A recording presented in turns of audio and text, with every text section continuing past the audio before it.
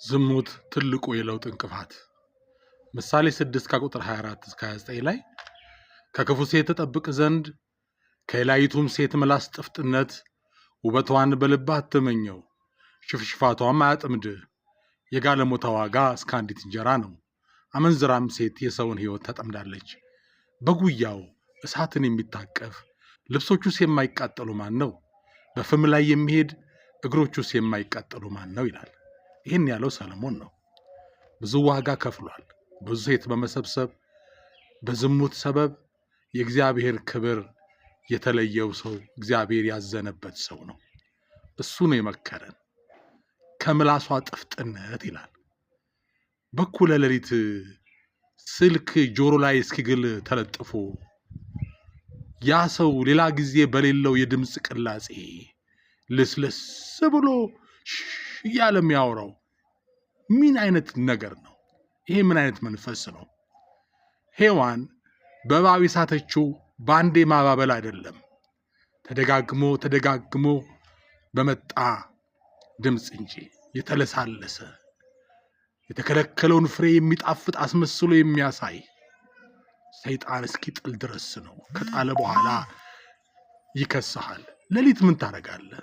ሌሊት እኮ የጨለማው ሰራዊት የሚሰለጥንበት፣ ክርስቲያኑ የብርሃን ሰራዊት ጌታ መንፈስ ቅዱስ ካረዳው በቀር የሚተኛበት ነውና ዲያብሎስ አቅም የሚያገኝበት፣ ሌብነት፣ ዝሙት፣ ስካር፣ ጭፈራ፣ ግድያ፣ ጥንቆላ የሚሰለጥንበት ነው።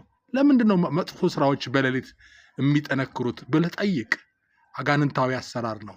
ስለዚህ በዚያ ሌሊት አንተ ምን ትሰራለህ? እየጸለይክ ነው? መጽሐፍ ቅዱስ እያነበብክ ነው? ትምህርትን እያጠናህ ነው? ምን ታደርጋለህ? ሚዲያ ላይ፣ ኢንተርኔት ላይ። ሰይጣን ያ የመስዋዕቱ ሰዓት ነው። መስዋዕት ሊቀበል ደም ሊጠጣ የወጣት ላብ በፍትወት የሚፈስ የወጣት ላብ የፍትወት ዘር ሊሰበስብ የሚወጣበት ነው። ስራ ከሌለ ሌሊት ኢንተርኔት ላይ ምን ትሰራለህ? በኩለ ሌሊት ካልታጠቅ ተልኮ ከሌለ ምን ትሰራለህ? ምን ትሰሪያለሽ?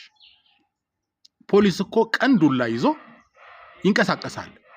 ማታ ግን ሌሊት ግን ለምን ታጥቆ የሚወጣው?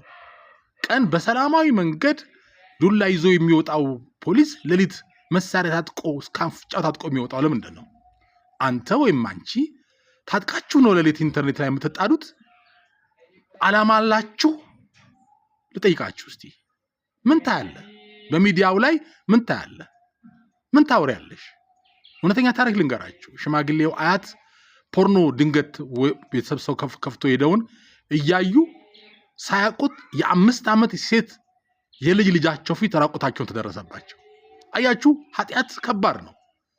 ዝሙት አደገኛ ነው። ጠላት ሰውን የሚወጋበት ትልቁ ጦሩ ነው። ከዝሙት ጋር የተያዘ መንፈስ አለ። አስተውሉ። አሁን ልታረካው የማትችለውን ሕፃን ሰው እንዴት ይደፍራል? አያችሁ፣ ፍላጎቱ በመጣ ሰዓት ወዲያው ይቆጣጠራል። ጊዜ አይሰጥህም። እንዴች ሕፃን ታደርግልኛለች ለሞይላስ ዘወር አልልም አይልም። ሊያጠፋህ ወጥመዱ ካገባህ ለማሰቢያ ጊዜ አይሰጥህም።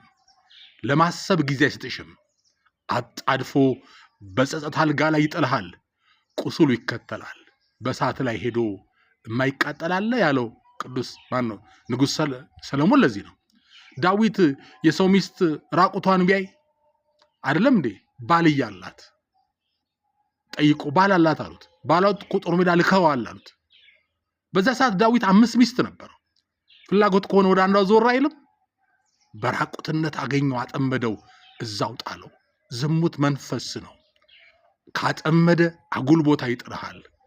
ያውቃል።